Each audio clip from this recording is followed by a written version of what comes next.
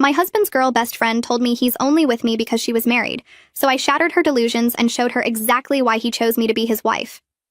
My husband's best friend Lily pulled me aside at our anniversary party and destroyed my entire marriage with one conversation. She'd been drinking champagne all night, getting louder and touchier with my husband Jomar. I'd watched them laugh at inside jokes for 3 hours while I played hostess to 40 guests celebrating our 7th wedding anniversary. When I finally got a moment alone in the kitchen, she followed me, leaning against the counter with this strange smile. "You know you're just the consolation prize, right?" she said, swirling her glass. I asked what she meant. She laughed, not mean exactly, but pitying. Jomar proposed to me first, 8 years ago. We were together all through college and 2 years after. He had this whole elaborate plan at the botanical gardens with my favorite flowers everywhere. I said no because I was already engaged to Bradley. Jomar didn't know about Bradley. We'd been long distance and I never mentioned him because I loved having Jomar as my backup plan. She took another sip. He was absolutely destroyed. Cried for weeks. Then 3 months later he met you at that conference and married you within a year. He needed someone, anyone, to prove he could be chosen. You were available and eager, that's all.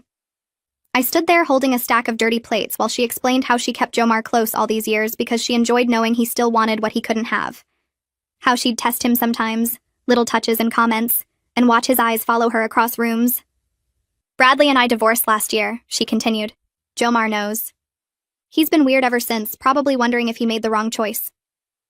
Then she patted my shoulder and walked back to the party. I spent the next 2 weeks watching everything differently. Jomar did stare at Lily when she visited. He did text her constantly, more than he texted me. He kept a box of her college photos in his office drawer. When I brought up maybe seeing less of Lily, he got defensive, said I was being controlling and insecure. Said she was family to him and I needed to accept that. Fine. I started working late, stopped cooking his favorite meals, stopped asking about his day. He didn't notice for a month. When he finally asked if something was wrong, I said no, just busy with the new project at work. He seemed relieved not to discuss it further. 2 months passed like this. Then Lily started showing up more often. Sunday dinners, random Tuesday movie nights. She'd sit between us on the couch. She'd cook in our kitchen wearing tiny shorts and Jomar's old college sweatshirt. I said nothing. 3 months after the anniversary party, I came home early from a canceled meeting. Jomar's car was in the driveway next to Lily's. I walked in quietly. They were in the living room. Not touching, but sitting close on the floor going through photo albums. College photos. "Remember this?" Lily kept saying. "Remember that night? Remember when we thought we'd be together forever?" Jomar was smiling in a way I hadn't seen in years. Young, alive. Then Lily said, "I made a mistake choosing Bradley. We both know that now." Jomar didn't disagree. He just kept looking at the photos. That's when I walked in. They jumped apart like teenagers. I said I forgot some files and went to the office. 20 minutes later, Jomar knocked. "That wasn't what it looked like," he said. "We were just reminiscing." I nodded and kept working. "Lily's been going through a hard time since the divorce," he continued. "She needs friends right now." I said okay and turned back to my computer.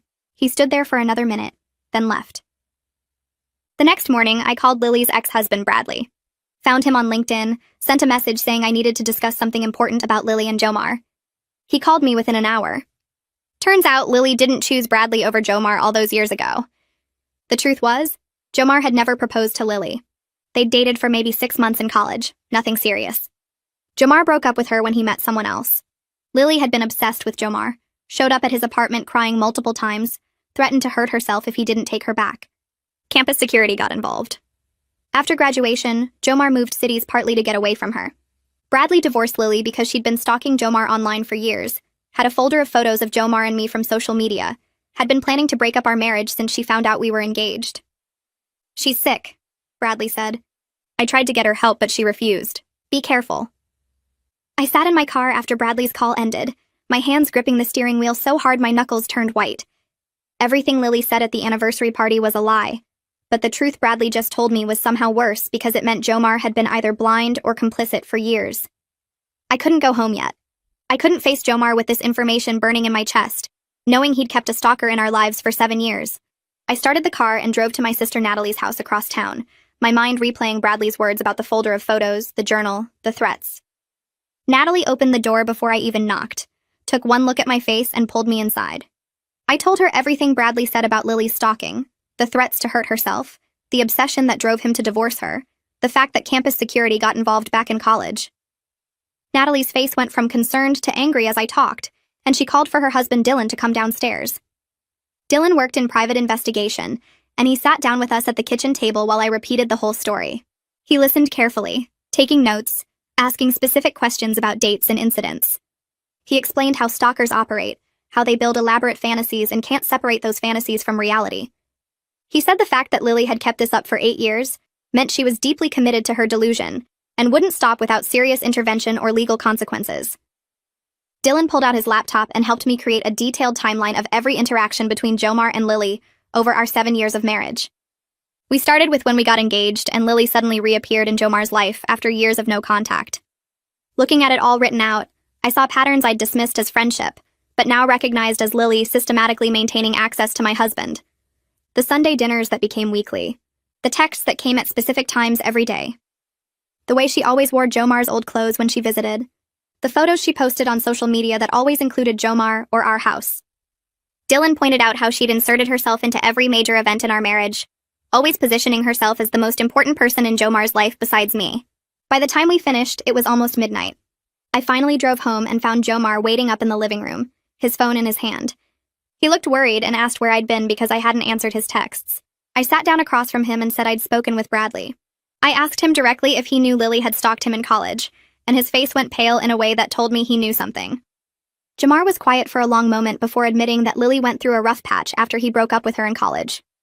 He said she showed up at his apartment a few times, but he claimed he thought she'd gotten help and moved on. When I pointed out she'd been in our lives constantly for 7 years, he got defensive. He said I was overreacting, that Bradley was probably lying because he was bitter about the divorce, that Lily was just a good friend who cared about him. I pulled out the timeline Dylan helped me create and spread it across the coffee table. I pointed out every time Lily showed up unannounced, every time she wore his old college clothes, every time she positioned herself physically between us on the couch or at parties. Jomar stared at the paper for a long time, his finger tracing the dates and incidents. Finally, he said he needed to think about this, which wasn't the immediate horror and protection I needed from him. I wanted him to be angry, to call Lily right then and tell her to stay away, to apologize for letting this happen. Instead, he just sat there looking at the timeline like it was a puzzle he couldn't solve. I went to bed alone while he stayed on the couch. The next morning, I called Bradley back before Jomar woke up. I asked if he still had any of the evidence from Lily's stalking that led to their divorce. Bradley said he kept everything because his lawyer told him to, and he was willing to share it with me if it would help protect me and Jomar from her. He said he'd email it over within the hour. I sat at my laptop refreshing my inbox until Bradley's email came through. The folder contained screenshots of Lily's social media obsession with Jomar, going back years before Bradley even knew about it. Photos she'd collected of him from mutual friends' accounts, saved and organized by date. A journal she'd kept documenting Jomar's daily routines, what time he left for work, what coffee shop he went to, what gym he used. Reading her entries made my skin crawl because she wrote about him like they were in a relationship even while she was married to Bradley. She described imaginary conversations they'd have, plans for their future together, how she was just waiting for the right time to make Jomar see they belonged together. That evening I showed the evidence to Jomar. I watched his face carefully as he read through Lily's journal entries about him. He looked sick, his hand shaking slightly as he scrolled through page after page of her obsessive documentation. But then he tried to minimize it by saying she was probably just venting harmlessly in a private journal, that lots of people write things they don't mean. I stared at him in disbelief and asked if he seriously thought a married woman keeping a journal about his daily schedule and writing about their imaginary future together was harmless venting. I closed the laptop and looked at Jomar sitting there on the couch. I told him he needed to cut off all contact with Lily right now, immediately. No more texts or calls or visits. He opened his mouth and then closed it again. He shifted in his seat. He said he couldn't just ghost someone who'd been his friend for so long. He said it would be cruel to cut her off without explanation when she was going through a hard time with the divorce. I felt my stomach drop listening to him defend her even after reading her journal entries about tracking his daily schedule. I asked him if he understood that his friend was actually a stalker who'd been planning to break up our marriage for years. He got defensive and said I was overreacting, that Bradley probably exaggerated everything because he was bitter, that Lily just needed better boundaries, not total abandonment. I stood up and told him his priority right now should be protecting his wife, not worrying about hurting his stalker's feelings. He said I was being controlling and jealous just like he'd worried about. That's when I really lost it. I pointed at the laptop and asked if he'd actually read the part where she wrote about waiting for the right moment to make him see they belong together. He said she wrote that stuff while married to someone else, so obviously she didn't really mean it. I stared at him, trying to understand how he could be this blind or this willfully ignorant. We fought for 2 hours, going in circles with him making excuses, and me pointing out facts he couldn't deny, but somehow still managed to minimize. He kept saying Lily was harmless, just confused, just going through something difficult. I kept saying she was dangerous and obsessed and had been manipulating both of us for 7 years. Finally, around midnight, he said he needed space to think and he'd sleep in the guest room. I watched him grab a pillow and walk down the hall. I lay in our bed alone, staring at the ceiling, wondering if my marriage had ever been real or if I'd just been a placeholder in Lily's long game to get Jomar back. I didn't sleep at all that night. The next morning, Jomar left for work early without saying goodbye. I called my friend Caroline around 9 after I knew she'd be between clients. She's a therapist, but I wasn't calling for professional advice. I just needed someone to tell me if I was losing my mind. She listened while I explained everything from the anniversary party, to Bradley's revelations, to Jomar's refusal to cut contact. When I finished, Caroline was quiet for a moment. Then she said my instincts were absolutely right. She said Jomar's defensiveness was a huge red flag, because he was prioritizing his stalker's feelings over my safety and our marriage. She said I needed to protect myself even if Jomar wouldn't. I started crying on the phone, relieved that someone validated what I was seeing. Caroline told me to document everything going forward. Every text from Lily, every conversation with Jomar, every incident. She said I should also consult with a lawyer, not necessarily for divorce, but to understand my options if Jomar kept choosing Lily's presence over my peace of mind. I thanked her and hung up feeling slightly less crazy, but way more scared about what all this meant. Jomar came home that evening and we barely spoke. He made himself dinner while I worked on my laptop. We moved around each other like strangers. 2 days passed like this, cold and distant, sleeping in separate rooms. Then on Thursday morning, I got a text from Lily. She asked if everything was okay because Jomar had been distant with her lately. I read that message 3 times. She'd noticed a 2-day change in Jomar's behavior toward her. She was monitoring him closely enough to detect a slight shift in his texting patterns or response times. Everything Bradley had told me about her obsessive attention to Jomar's patterns was right there in one text message. I took a screenshot immediately and added it to the folder Dylan had helped me create. When Jomar got home that evening, I showed him Lily's text on my phone. I asked him if he thought it was normal for a friend to notice and comment on 2 days of slightly different behavior. He looked uncomfortable reading it. He admitted that Lily did seem to pay unusual attention to him, but then he added that she was probably just worried because they talked every day, and the sudden change concerned her as a friend. I asked him what kind of friend monitors another person's communication patterns that closely. He said she was harmless and just needed better boundaries, like he'd been saying all along. I put my phone down and told him I was going to stay with Natalie for a few days. His face went pale. He asked me not to leave, said we could work this out, said he'd talk to Lily about boundaries. I told him his continued defense of her was choosing her over me, and until he understood that, I needed space to think about our marriage. I packed a bag while he followed me around the bedroom trying to convince me to stay. I left anyway. Natalie's house felt safe in a way my own home didn't anymore. She made up the guest room and didn't push me to talk when I clearly wasn't ready. Dylan came home from work and found me sitting at their kitchen table staring at nothing. He sat down across from me and offered to do a background check on Lily. He said his company had access to employment records and court filings, and he could see if there was any other documented concerning behavior.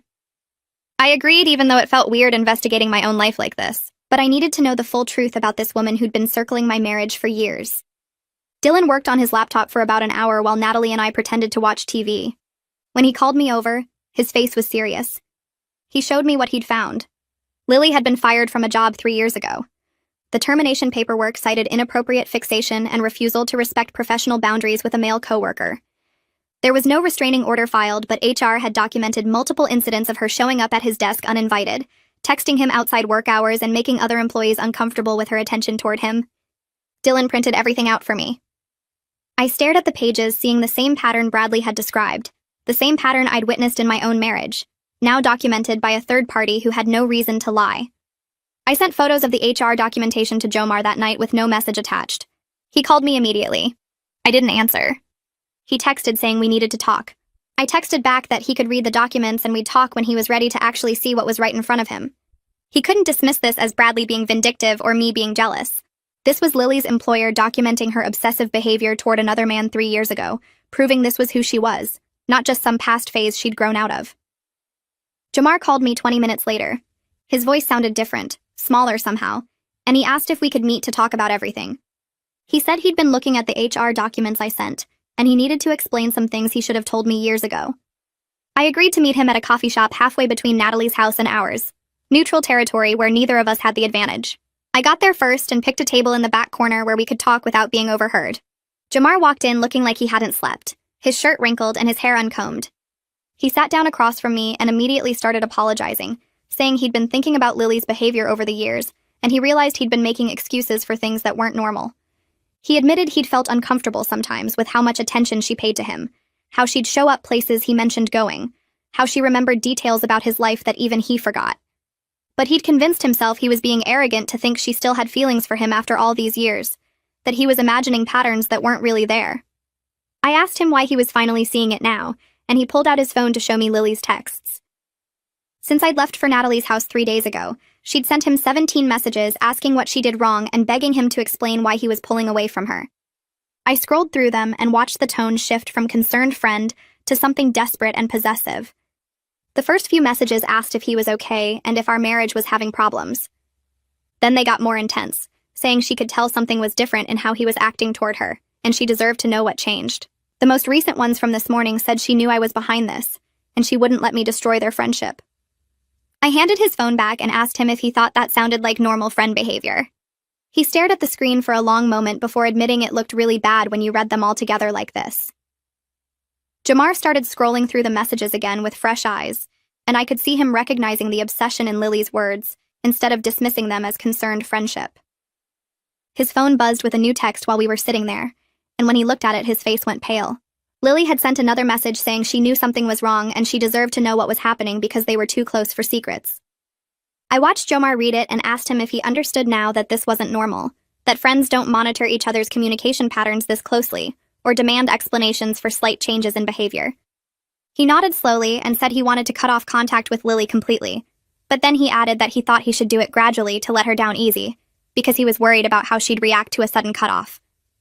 I felt my anger spike at his suggestion, and told him that gradual was exactly the kind of thinking that had enabled Lily's obsession for 8 years. I explained that people like Lily don't understand hints or gentle letdowns. They interpret any continued contact as hope that things can go back to normal. I said the only way to deal with someone who can't respect boundaries is a clean break with no room for negotiation or future contact. Jamar looked uncomfortable but said he didn't want to be cruel to someone who'd been his friend for so long, even if that friendship was built on her obsession. I pointed out that staying in contact with her was being cruel to me, his actual wife, and he needed to choose which relationship he wanted to protect. We spent another 20 minutes going back and forth before reaching a compromise. Jamar would send one clear message telling Lily their friendship needed to end, that he'd realized her feelings weren't platonic, and he needed to prioritize his marriage. He pulled up a new text and started typing while I watched over his shoulder. His first draft was full of apologetic language and explanations that left room for her to argue or negotiate. I made him delete the parts where he said he was sorry, and he hoped she understood, the phrases that implied this was a mutual decision they could discuss. I told him to make it clear this wasn't up for debate, that the friendship was over effective immediately. He retyped the message 3 times before I approved it, and then he stared at his phone for another minute before finally hitting send. Lily's response came within 2 minutes. Jamar's phone lit up with a text that filled the entire screen, and I watched his face as he read her calling him a liar. She said I'd poisoned him against her and she knew he didn't really want this. She threatened to tell everyone the truth about how Jomar had led her on for years, while using me as a placeholder until she was available again.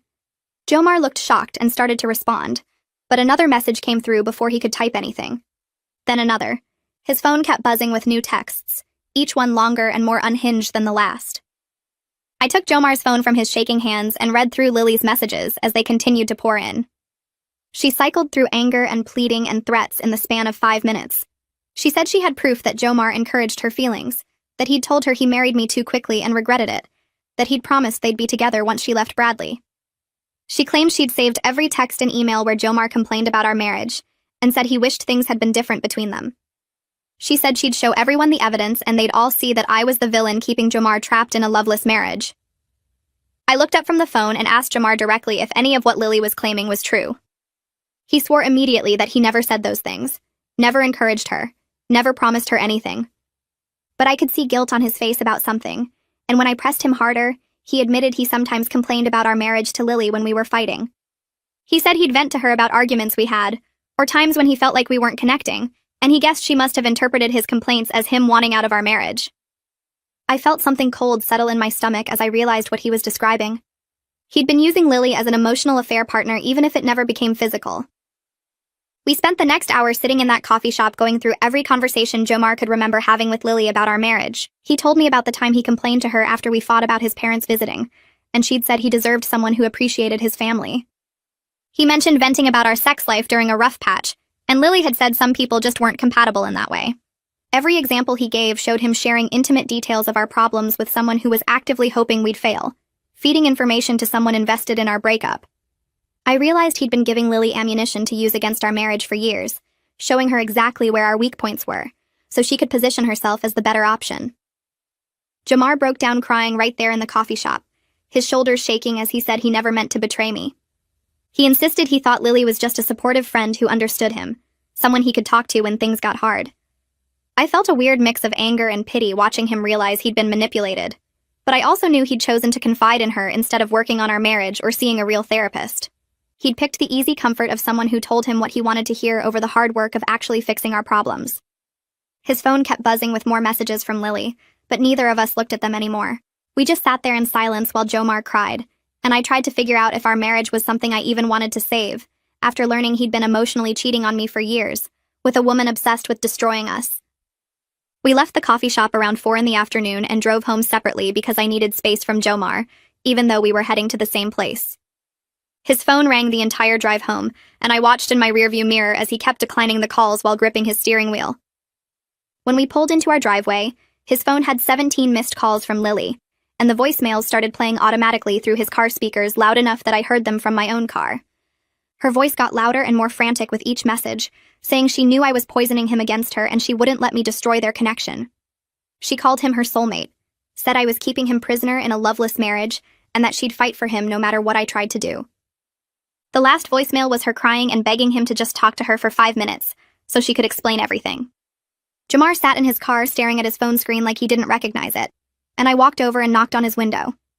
He looked up at me with red eyes and unlocked the doors so I could slide into the passenger seat. I took his phone from his shaking hands and opened the recording app Dylan had helped me install earlier that week.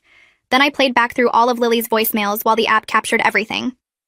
Jomar listened to her voice cycle through anger and pleading and threats, and I watched his face change as he finally heard how she really sounded when she wasn't performing the role of casual friend. She said things in those messages that no friend would ever say, claiming Jomar had promised her they'd be together once she left Bradley, insisting she'd saved every text where he complained about me, and wished things had been different between them.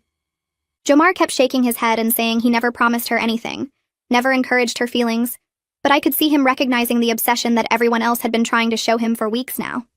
His hands trembled as he scrolled through the text messages she'd sent during our coffee shop conversation, watching the pattern of her desperation play out in real time. I saved everything to the cloud like Dylan instructed and forwarded copies to my own phone, building the case for harassment that we both knew was coming. Jomar looked sick as he read through message after message where Lily swung between love-bombing him with memories of college and vicious attacks on me, calling me controlling and abusive and saying I'd manipulated him into cutting her off. That evening around 7, we were sitting in the living room trying to figure out our next steps, when the doorbell rang 3 times in quick succession, followed by loud knocking. Jomar jumped up to answer it, but I grabbed his arm and pulled him back down, looking through the window to see Lily pacing on our front porch. She rang the bell again and started knocking harder, calling out that she knew we were home because both our cars were in the driveway. Jomar stood frozen watching her through the curtain while she pressed her face against the window trying to see inside, and I pulled out my phone to call the police. Lily started yelling through the door that she deserved an explanation for why Jomar was abandoning her after everything they'd been through together, saying she'd been there for him through his worst times, and he owed her at least a conversation. Her voice got louder as she pounded on the door, and I gave our address to the emergency operator, explaining that someone was refusing to leave our property after being told the friendship was over. Jomar kept staring at Lily through the window like he was watching a stranger, this woman he'd known for over a decade transforming into someone he didn't recognize at all. The operator told me to stay inside and keep the doors locked until an officer arrived, and I could hear Lily's muffled shouting about how I'd brainwashed Jomar and stolen him away from her. She kicked the door once and Jomar flinched, finally understanding that this wasn't just awkward or uncomfortable, but actually dangerous. The police officer arrived about 15 minutes later, and I watched through the window as he approached Lily on our porch. She immediately switched to a calmer tone, and I saw her gesturing toward our house while talking to him, probably explaining that she was Jomar's best friend and just wanted to check on him. The officer listened for a few minutes, then knocked on our door and asked to speak with us, and Jomar opened it while I stood behind him. The officer took our statement about ending the friendship and asking Lily to stop contact, and he wrote everything down in his notebook, including the voicemails and messages she'd sent. He turned back to Lily and told her she needed to leave our property immediately, explaining that she was trespassing and if she returned, we could pursue charges against her. Lily's face changed from concerned friend to something harder, and she told the officer that she'd been Jomar's best friend for over a decade, and she had a right to talk to him. She pointed at me and said I was controlling and abusive, that I was keeping Jomar isolated from everyone who cared about him, and that the officer should be worried about Jomar's safety, not hers. The officer remained professional and repeated that she needed to leave the property now, and Lily finally started walking toward her car, but not before turning back to shout that this wasn't over. She got in her car and sat there for another minute staring at our house before driving away, and the officer waited until she was gone before talking to us again. He suggested we document everything and consider getting a restraining order if Lily continued trying to contact us, saying he'd seen situations like this escalate before. He explained that the fact she showed up at our home after being told to stop contact was a concerning sign that she might not respect boundaries even with police involvement. After the officer left, Jomar and I sat in the living room in silence for a long time before either of us could talk about what just happened. We ended up staying awake until 3 a.m. going over everything about our marriage, about how we got here, about whether we could actually fix this mess. Jomar apologized for not seeing Lily's obsession earlier, for confiding in her instead of me about our problems, for defending her all those times when I tried to raise concerns about her behavior. He cried again and kept saying he was sorry, but I told him I needed more than apologies, because sorry didn't undo years of him choosing to share our intimate problems with someone who wanted us to fail. We talked about every fight we'd had where he ran to Lily afterward, every rough patch in our marriage where she was the person he turned to instead of a real therapist or marriage counselor. Jomar admitted he liked having someone who made him feel understood without challenging him to actually work on our issues, and hearing him say that out loud made me realize how deep his betrayal went. I asked him if he wanted to stay married to me, or if he'd rather try to make things work with Lily now that she was available, and he looked shocked that I'd even ask. He swore he never wanted Lily romantically and never encouraged her obsession. But I pointed out that his actions told a different story, regardless of his intentions. I told Jomar that if we were going to try to save our marriage, he needed to start therapy immediately, both individual sessions to understand why he allowed this toxic dynamic and couples counseling with me to rebuild the trust he'd destroyed. He agreed without hesitation, and I saw genuine remorse on his face, but I also knew that remorse wasn't the same as actual change. I explained that I needed to see consistent action over time, not just promises made in a moment of crisis when he was scared of losing me. We made a plan for him to find a therapist within the week and for us to start couples counseling as soon as possible, and I told him that if he missed appointments or didn't take it seriously, I was done trying. Jomar nodded and reached for my hand, but I pulled away, telling him that physical comfort wasn't something he'd earned back yet. We finally went to bed in separate rooms around 3:30 in the morning, both of us exhausted but knowing sleep wouldn't come easy after everything that happened. Over the next week, Lily continued trying to contact Jomar through every method she could think of since he'd blocked her number. She sent emails to his work account and personal account, messaged him through social media platforms we'd forgotten he even had accounts on, and created new accounts when he blocked those too. Each message swung wildly between love bombing him with happy memories from college and vicious attacks on me, calling me every name she could think of and blaming me for destroying their friendship. I screenshot everything and added it to our growing file of evidence, watching the pattern of her obsession play out in digital form. Jomar looked more disturbed with each new message, finally seeing clearly what everyone else had been trying to tell him about Lily's unhealthy fixation. She sent him photos from college with captions about how happy they used to be, then followed up with messages saying I'd never understand him the way she did. One night she sent 17 messages in 2 hours, each one more desperate than the last, begging him to remember their connection, and promising she could make him happier than I ever could. Dylan came over that weekend with a security consultant friend to help us install cameras around our house and change all the locks. He explained that stalkers often escalate when they lose access to their target, and the cameras would give us evidence if Lily tried to show up again. Jomar looked embarrassed that we needed these precautions because of someone he'd called his best friend for years, but he helped with the installation without complaining. We put cameras at the front door, back door, and driveway, all connected to an app on both our phones so we could check them from anywhere. Dylan's friend also installed motion sensor lights around the perimeter of the house and showed us how to set up alerts if anyone approached the property. The whole process took about 4 hours and cost more money than I wanted to spend, but I knew it was necessary to feel safe in our own home. Jamar kept apologizing while we worked, saying he never imagined his friendship with Lily would lead to us needing security cameras and new locks. I didn't respond because there wasn't anything to say that would make the situation less awful. The next morning, I woke up to texts from 3 different people asking if Jamar and I were okay, because Lily had posted something weird on Facebook. I checked her profile and saw a long post about fake friends and people who stab you in the back after you give them everything. She didn't name us, but everyone who knew about their friendship would understand who she meant. Jamar got similar messages throughout the day from coworkers and mutual friends wanting to know what happened between him and Lily. He sat at the kitchen table staring at his phone, clearly stressed about how to respond to people. I could see him typing and deleting messages over and over, trying to figure out what to say that wouldn't make things worse but also wouldn't let Lily paint herself as the victim.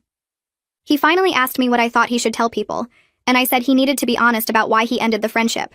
I explained that Lily was already controlling the story with her vague posts, and if he stayed silent, people would believe her version where she did nothing wrong and we just turned on her for no reason.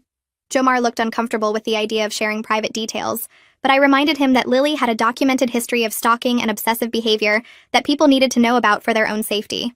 He agreed to talk to his closest friends and coworkers about the real situation, instead of making up some polite excuse about growing apart. The next day at work, Jomar sat down with his coworker Marshall during lunch and explained everything about Lily's stalking history from college, Bradley's divorce revelations, and her recent escalating behavior. Marshall listened carefully and then admitted something that made Jomar go quiet. He said he always thought Lily's attention toward Jomar seemed too much, like she watched him constantly and got upset when he talked to other women at the office. Jamar asked what he meant, and Marshall described how Lily used to show up at their office building sometimes, supposedly to meet Jamar for coffee, but she'd arrive early and watch through the lobby windows. Marshall had seen her standing outside their floor multiple times, timing her arrival for when Jomar usually took his break. He also mentioned that Lily would get this look on her face, angry and hurt, whenever she saw Jomar laughing with female coworkers or talking to the new women who joined their team. Marshall said he brought it up once years ago, suggesting that maybe Lily had feelings Jomar should address, but Jomar had brushed it off, saying Lily was just protective of him like a sister would be. Marshall hadn't pushed the issue because it wasn't really his business, and Jomar seemed happy to keep Lily around. Hearing this made Jomar realize how many signs he'd ignored or explained away over the years. He started thinking about all the times Lily found excuses to touch his arm or shoulder during conversations, how she'd lean in close when they talked even in group settings. He remembered how she'd get quiet and moody during gatherings where I shared happy stories about our marriage, like she couldn't stand hearing about our good moments together. He also recalled her jokes about me not being good enough for him, comments she'd make when I wasn't around about how Jomar deserved someone who understood him better. At the time, he'd laughed them off as Lily being overly loyal to him, but now he saw them as attempts to undermine our relationship and plant doubt in his mind about whether he'd made the right choice marrying me. Jomar came home that evening looking exhausted and told me about his conversation with Marshall and all the red flags he was finally seeing clearly. I felt vindicated but also frustrated that it took this long and this much evidence for him to acknowledge what had been obvious to everyone else. We had our first appointment with Sienna Rowe 2 days later, a therapist who works with couples recovering from betrayal and broken trust. Her office was calm with comfortable chairs, and she started by asking us each to explain why we were there and what we hoped to accomplish through therapy. I went first and explained the whole situation with Lily, from the anniversary party confrontation, through Bradley's revelations about her stalking to the recent escalation after Jomar tried to end contact. Sienna listened without interrupting, and then asked Jomar to share his perspective on what happened. Jomar talked about how he'd maintained the friendship with Lily for years, without realizing her feelings weren't normal or healthy, how he'd dismissed concerns from me and others because he trusted Lily and believed their friendship was genuine.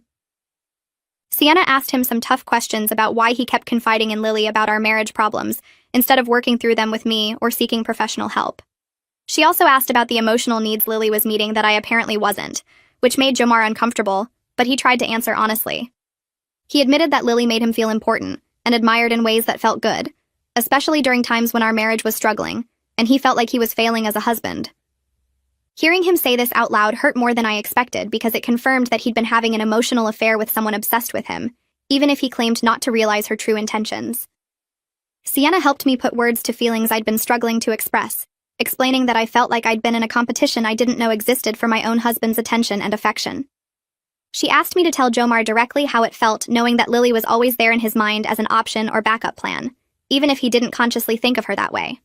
I looked at Jomar and told him that every time he defended Lily or made excuses for her behavior, it felt like he was choosing her over me and our marriage.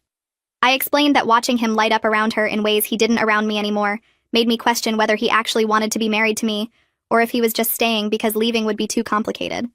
Jamar's face showed real pain hearing this, and I could see him understanding for the first time how deeply his actions and choices had damaged our relationship and my ability to trust him. Sienna let us sit with that heavy moment before gently guiding us toward discussing what steps we each needed to take to start rebuilding trust and connection. 2 weeks after Jomar sent Lily the message ending their friendship, I received an email from her directly. The subject line said we needed to talk, and the message was long, several paragraphs claiming she had proof that Jomar had pursued her romantically throughout our entire marriage. She wrote that Jomar had told her multiple times that he married me too quickly and regretted his choice, that he'd said I didn't understand him the way she did, that he'd promised they'd be together once she was free from Bradley. Attached to the email were screenshots of text conversations between her and Jomar, and at first glance they seemed to support her claims. I felt sick reading through them, seeing messages where Jomar appeared to be flirting with Lily and complaining about me. But something felt off about the screenshots, so I called Dylan and asked him to come look at them with his investigation experience. Dylan arrived within an hour, and I showed him the email and attachments on my laptop. He spent about 30 minutes examining the screenshots carefully, zooming in on different parts and comparing timestamps. Then he started pointing out inconsistencies that proved Lily had manipulated the images. He showed me how she'd deleted her own messages from the conversations, leaving only Jomar's responses, which looked bad without context. She'd also rearranged the timeline, taking messages from different conversations months apart and putting them together to create a false narrative. Dylan explained that she'd used editing software to make it look seamless, but if you looked closely at the metadata and formatting, you could see where she'd cut and pasted. He pulled up the original conversations on Jomar's phone to compare, and we could see that Jomar's actual messages were innocent responses to things Lily had said first. But without her parts of the conversation, they looked like he was initiating romantic contact. The level of planning and technical skill Lily put into creating these fake screenshots scared me because it showed how far she was willing to go to support her delusion that Jomar wanted her. Dylan said this kind of evidence manipulation was common with stalkers, who need to justify their obsession by convincing themselves and others that their feelings are reciprocated. I saved everything Dylan showed me about the manipulation and added it to our growing file of evidence against Lily. The next day, I contacted Brady Moss, an attorney who handles stalking and harassment cases. Brady's office was downtown, and he had me bring all our documentation, everything from Bradley's original revelations through the recent emails and Lily's violation attempts. He spent over an hour reviewing the timeline we'd created, the screenshots of Lily's messages, the police report from when she showed up at our house, and the evidence of her manipulated conversations. When he finished reading everything, he looked up and said we had a strong case for a restraining order based on Lily's established pattern of obsessive behavior going back years. He explained that the fact she'd escalated after being clearly told to stop contact, that she'd shown up at our home despite warnings, and that she was now creating false evidence, showed she posed a real threat to our safety and well-being. Brady said he could file for a temporary restraining order immediately, and we'd have a court hearing within a few weeks to make it permanent. He warned us that Lily would likely get worse before she got better, because stalkers often react badly to legal consequences, seeing them as further proof that their target is being controlled or manipulated by others. I signed the paperwork authorizing Brady to move forward with the restraining order and left his office feeling both relieved that we were taking legal action and anxious about how Lily would respond when she got served. Brady filed the paperwork for a temporary restraining order the next morning and called me that afternoon to say Lily had been served at her apartment.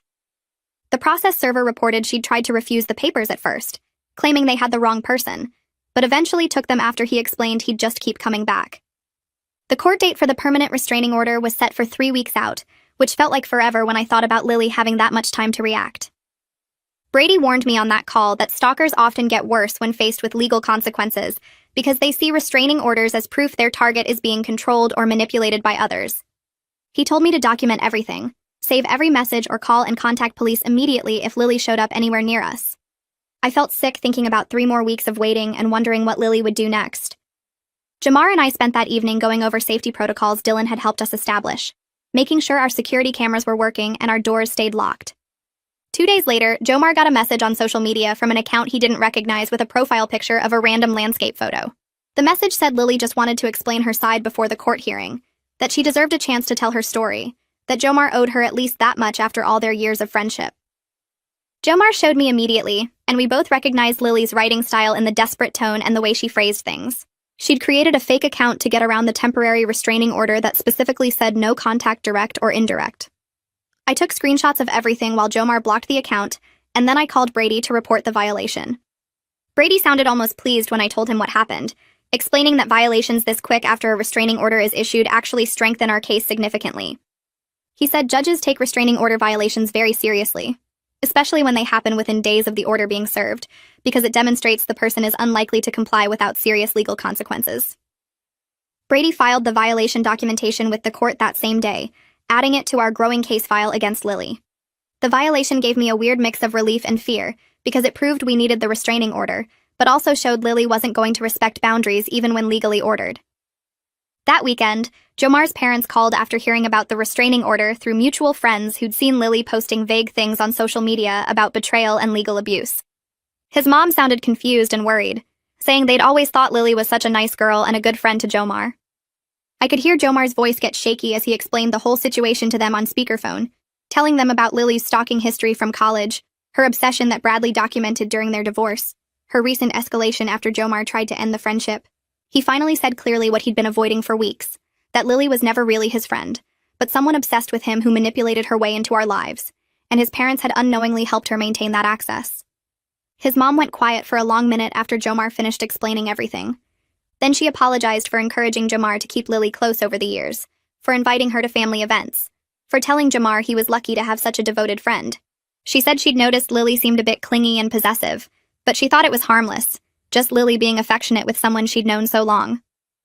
Jomar's dad added that he felt guilty for not seeing the signs, and for making Jomar feel like cutting off Lily would be cruel or ungrateful. They promised to support us completely through the court process, and to stop any contact with Lily if she tried reaching out to them. The 3 weeks until the court hearing crawled by with no further contact from Lily, which somehow felt more ominous than her previous constant presence. The morning of the hearing, I put on a conservative dress and Jomar wore a suit, both of us trying to look as credible and stable as possible. Brady met us outside the courtroom and reviewed what would happen, who might testify, what questions the judge might ask. Then we walked in, and I saw Lily sitting at a table with her own lawyer, wearing a soft pink sweater and looking small and sad like she was the victim in all this. Her lawyer was a woman in her 50s who kept patting Lily's hand and shooting angry looks at Jomar and me. When the hearing started, Lily's lawyer tried to paint her as a heartbroken friend who'd been abandoned without explanation by someone she cared about deeply. She claimed Jomar had led Lily on for years with inappropriate attention and intimate conversations, making Lily believe they had a special connection beyond friendship. Then her lawyer said I was an abusive and controlling spouse who was isolating Jomar from his support system and manipulating him against people who genuinely cared about him. I felt my face get hot listening to these lies, but Brady had prepared me for this strategy. Brady presented our evidence methodically, starting with Bradley's testimony about Lily's behavior during their marriage. Bradley walked to the witness stand looking nervous but determined, and he brought a thick folder of documentation from their divorce proceedings. He described finding Lily's folder of Jomar photos, hundreds of images saved from social media going back years. He explained about the journal where Lily tracked Jomar's movements and routines, writing entries like they were in a relationship even while she was married to Bradley. The judge listened carefully, asking Bradley specific questions about dates and details, and I watched Lily's lawyer realize their victim narrative was falling apart. Bradley's voice stayed steady as he explained that Lily's obsession with Jomar was the primary reason he filed for divorce, that he'd tried to get her help, but she refused to acknowledge her behavior was problematic. When Brady showed the judge Lily's recent messages and the fake social media account she'd created to violate the temporary restraining order, I saw the judge's expression harden. He looked at Lily and asked her directly why she'd contacted Jomar after being legally ordered not to, and she started crying saying she just wanted closure and didn't think one message counted as real contact. The judge granted a 3-year restraining order without much deliberation after that. He told Lily that her behavior showed a clear pattern of obsessive fixation that required serious intervention and consequences. He ordered her to stay at least 500 feet away from both of us, from our home and from Jomar's workplace, with absolutely no contact, direct or indirect, through any means. Lily started crying harder, telling the judge he didn't understand that she and Jomar had a special connection that went back years, that I'd manipulated everyone against her by lying about her intentions. The judge's face got stern, and he warned Lily that any violation of this order would result in immediate arrest and criminal charges, that her behavior in court was only confirming his decision to grant the restraining order. Lily's lawyer had to physically guide her out of the courtroom while she kept looking back at Jomar with tears streaming down her face. Walking out of the courthouse into the bright afternoon sun, I felt relieved that we finally had legal protection, but not victorious because I knew a piece of paper wouldn't magically fix Lily's obsession with my husband. Jomar held my hand tight as we walked to the parking lot, and he said he was sorry for all of it, for not seeing the truth about Lily sooner, for putting me through months of fear and doubt, for letting someone dangerous stay in our lives so long. I believed he meant the apology, even though sorry didn't undo the damage or erase the months of manipulation we'd endured. The weeks that followed the courthouse hearing felt like learning to live in a different house, even though we never moved. Jomar called a security company the next day, and 2 technicians spent an afternoon installing cameras around our property. Front door, back door, driveway, all the angles where someone could approach without us knowing. I watched the feeds on my phone that first night, checking them every 20 minutes until Jomar gently took my phone and reminded me that constant checking wouldn't make us safer, just more scared. We started going to therapy every Thursday evening with Sienna, sitting on her comfortable couch that somehow made hard conversations slightly easier to have. Jomar began telling me everything without me having to ask, texting me when he left work, calling if he'd be 10 minutes late, showing me his phone when it buzzed even though I didn't request it. Some days his transparency felt suffocating because it reminded me why we needed it in the first place, but other days I appreciated seeing him actually try to rebuild what he'd broken. Natalie called me every few days just to check in, sometimes talking about normal sister stuff and sometimes letting me vent about how angry I still felt, even though Jomar was doing everything right now. She reminded me that healing wasn't linear, that some days I'd feel okay, and other days I'd want to scream, and both reactions were valid after what I'd been through.